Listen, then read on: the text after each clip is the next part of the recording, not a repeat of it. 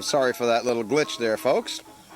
That's about the only one on this tape, though. This is done with our new unit.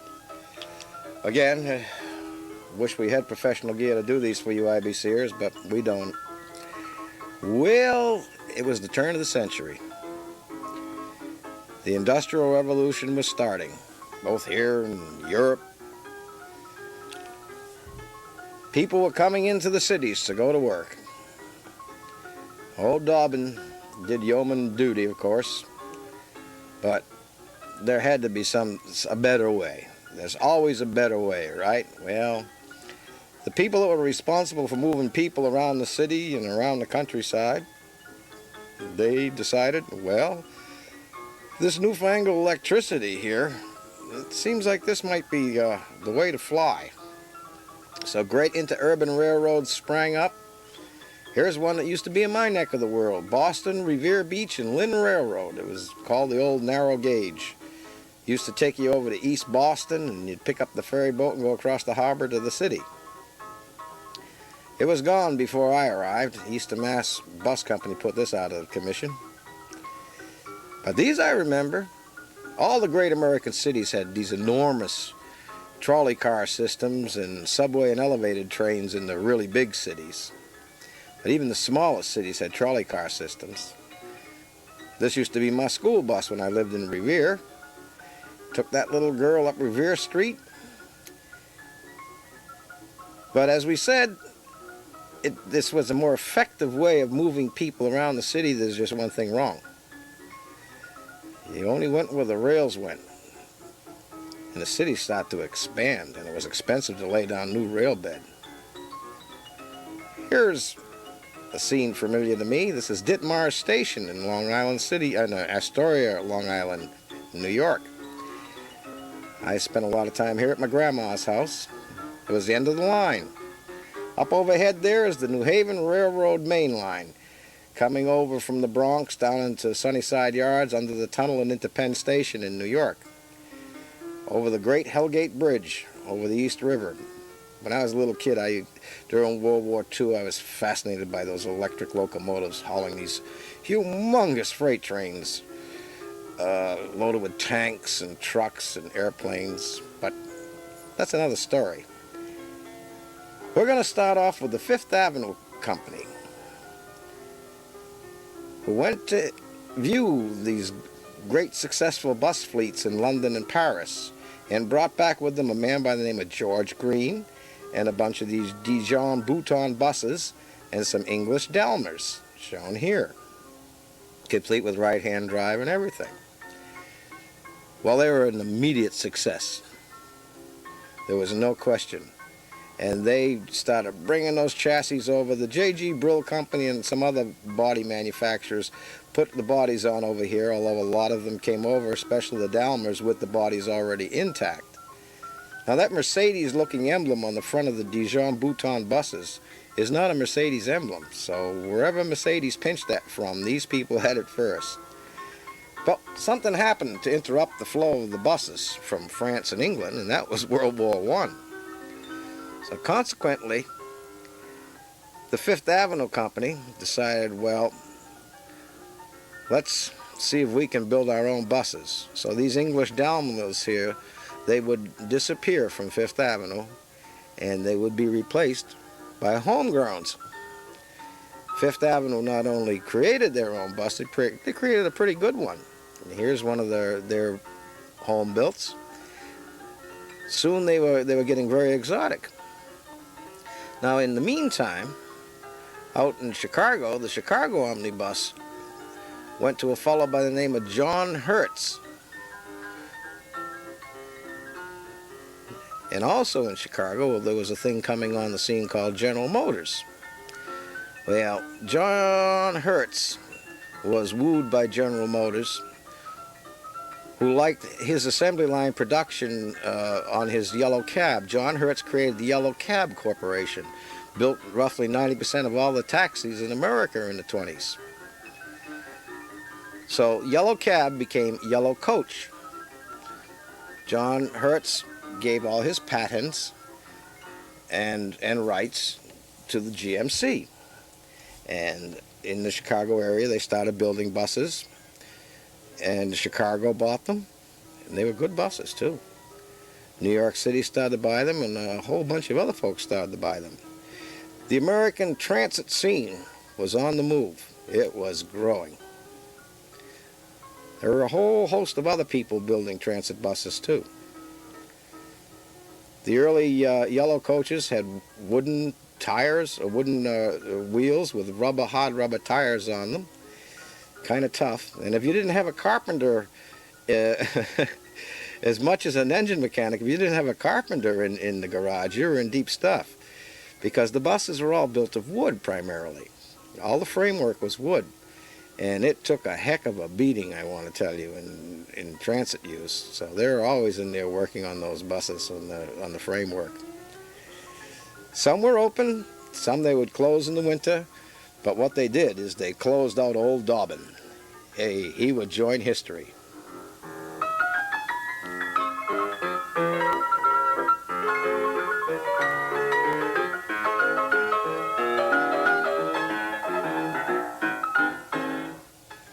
Now, in the intercity industry, things were happening there too. At first, they used only stretched out passenger cars. Again, most of the shops built their own. Here's an early Peerless Stages out in California. Peerless Stages is still in existence to this very day. As you can see, air conditioning is by God.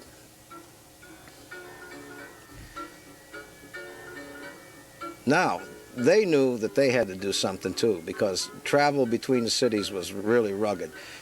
And some of these old stretched outs went a considerable distance. You know, we're talking about 150, 200 miles. So they got to the drawing board and brought out enclosed coaches. Again, still nothing more than stretched out vehicles. They put glass in them and whatnot. But White Motors and Mack, they had a different idea. They started making big buses. Well, big meant profit.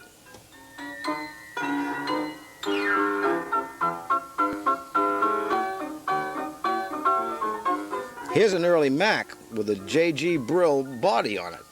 Brill was one of the biggest trolley car manufacturers in the land at the time.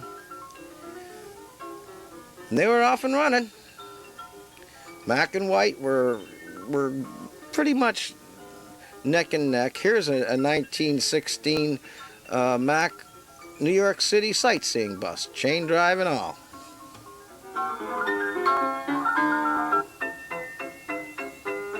There are a host of other people who have been lost in time. Among them, Pierce Arrow here. They were in the bus building industry for a while. And White, they would get a little exotic with their long-distance bus. They didn't concentrate too heavily at first on the transit industry. They were more inclined to go long distance. But the guys who brought out a real long-distance coach was naturally Yellow Coach. This was their Model Y, a very exotic bus for the times. This particular operator chose to enclose his luggage rack. One of the biggest buyers of the Yellow Y series was the New England Transportation Company, which was owned by the New Haven Railroad.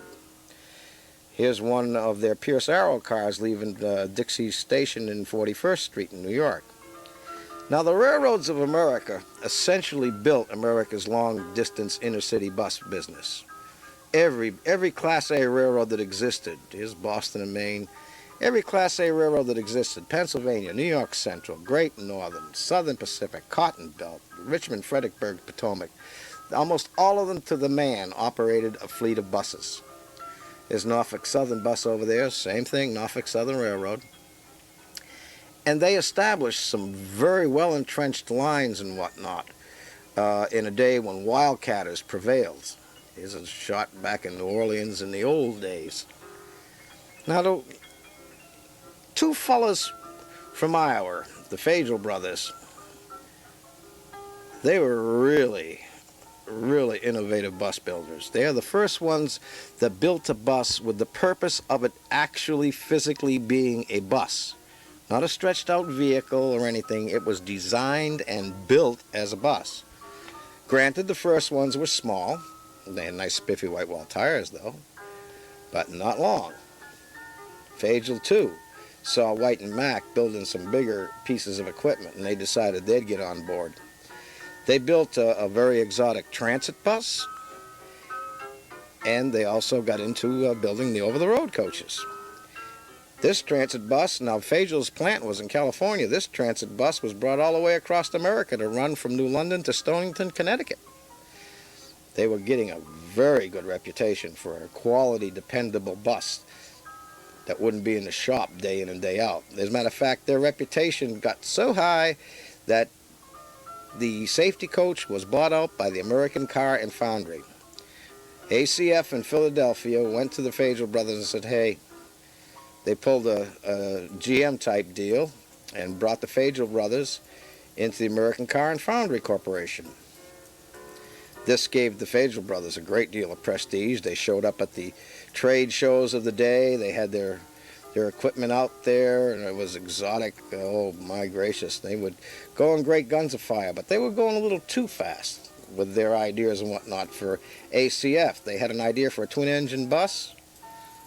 ACF said, no, we don't want it. The Fagel brothers says, we don't want you. They went out and created the Twin Coach Corporation. And this bus impacted the industry with a it was flat-nosed in the 20s. It had 2 engines amidship. From what I understand, they didn't run that awfully well. The engines were either out of sync or whatnot, but they made over-the-road coaches. See those 2 cabinets in the middle of this Intercity bus here? That's where the engines are hid out. One can only hope that they had a good soundproofing engineer, because other than that, it must have been really wild in there.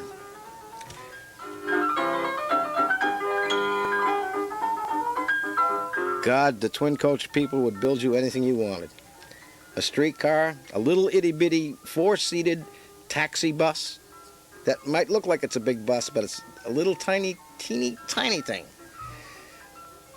As a matter of fact, some of their regular buses weren't that awfully big. They only had 1 seat on either side of the aisle.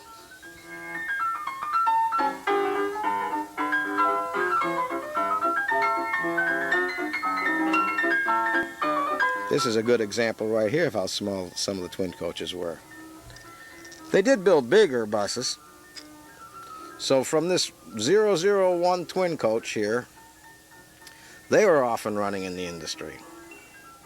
As we said, they had made quite an impact. ACF, they weren't that worried. They built some double-deckers for the Detroit Street Railway. Came out with a thing called the Metropolitan. Detroit bought some, New York bought some. The Boston Elevated Railway bought a raft of these things. They were big, huge beasts. I happened to have played with one in my lifetime. There was one left over in the Boston Elevated Railway yards that if the bus wasn't rolling, you could not steer it. All I can figure is that you must have been one heck of a pair of arms on you when you were a bus driver for the Boston Elevated Railway and you drove these every day of the week. They couldn't get out of their own way. They only did about 30 miles an hour, 35 maybe. The conventional ACF transit bus, well, that was a little better. That did a little better. But there's no question that the twin-engine twin coach would leave both these cars in the dust. It was much, much easier to drive, too.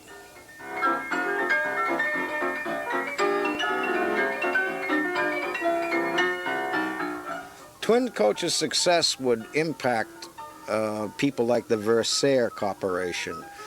They were a transit bus builder. They, as you can see, they were obviously trolley car builders as well, and just adapted a trolley car body to a bus body.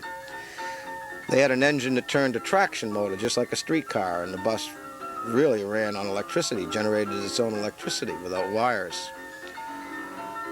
But they were cumbersome and hard to maintain with that unorthodox system, and consequently they went by the boards. So Mack, ACF, and Yellow Coach here and Twin Coach were starting to get into a neck-and-neck battle. White, they backed down a bit and more or less concentrated on their, what you would consider, inner city line. Now here is an old Penn, Ohio coach, White 54. The Whites were, as we said, were very well thought of by the inner city operators. And White and Yellow coach ended up in the neck-and-neck battle. Here's a White 54 for decamped bus lines in New Jersey, obviously over in Manhattan by the elevated. This was a suburban style.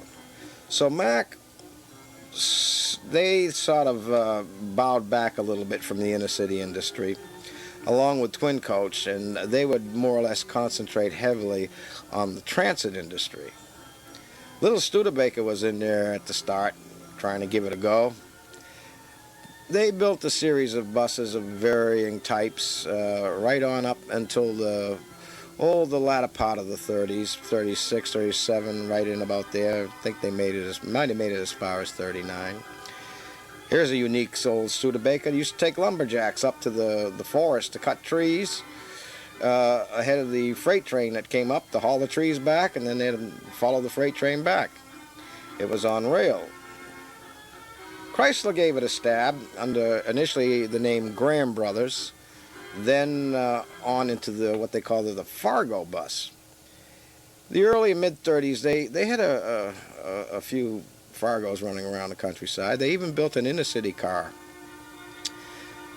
Vast bulk of them, of course, went into being transit buses, and they built some very big ones, too. Here's Great Lakes Motor Bus, which would eventually become part of the Great Lakes Greyhound system. The old Blue Goose lines. They built a conventional style bus too, as you can see here, but basically in the middle 30s, Chrysler would get out of the bus building industry and concentrate on their cars and their Dodge trucks, particularly on their cars. Now, there were, as we said, hundreds of bodybuilders around those days. There's no way to possibly maintain a record of all of them, because all you did was bought the chassis of your choice, and then the body companies would fit the body to the chassis, which is still pretty much done in a lot of places in the world. So one thing did happen that was very unique in the early 30s, and that's ACF started building this bus. Well, they didn't build it at first. A fellow on the West Coast by the name of Newell built the first one. In the Pacific Northwest, it rains a lot. Now, you have to remember, buses in these days, the baggage rode outside, the freight rode outside. Well, this Newell guy, he was determined to keep his, and he even had a mail contract, to keep his mail and passengers' baggage and freight dry. So he built in his own shops this deck-and-a-half bus. ACF loved it. They thought it was pretty neat stuff.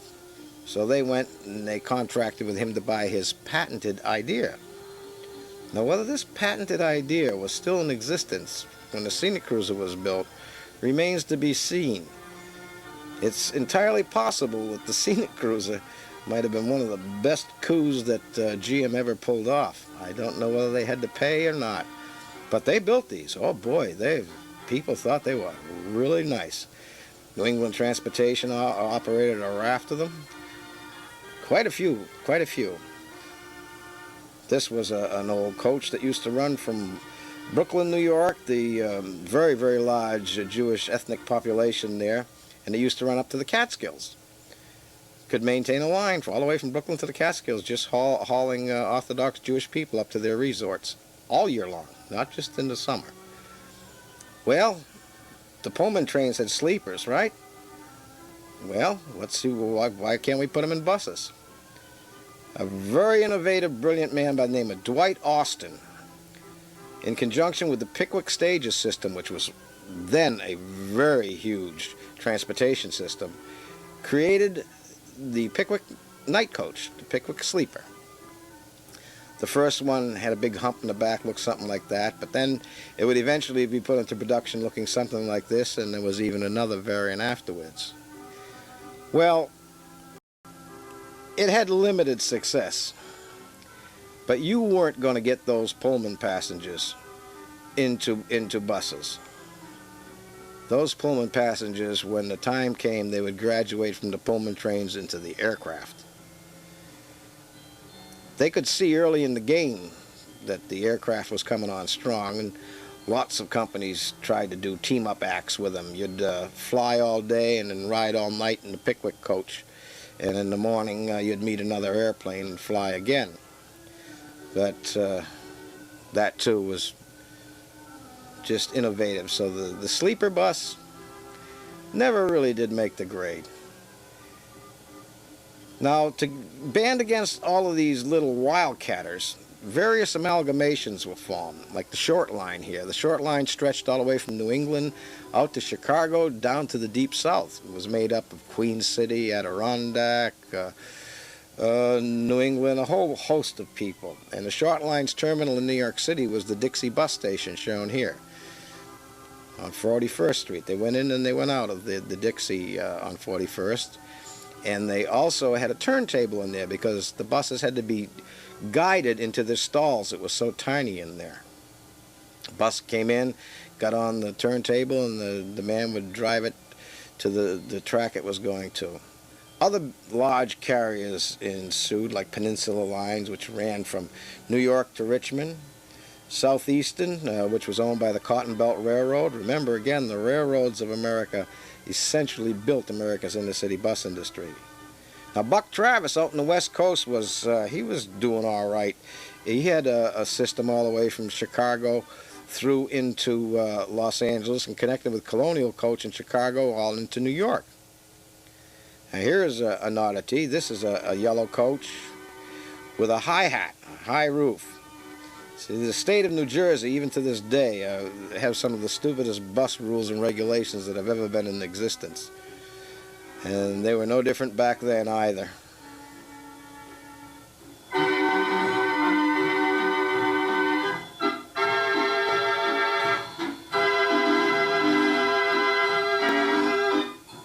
Enter Mr. E.C. Ekstrom and the safety motor coach of Grand Rapids, Michigan.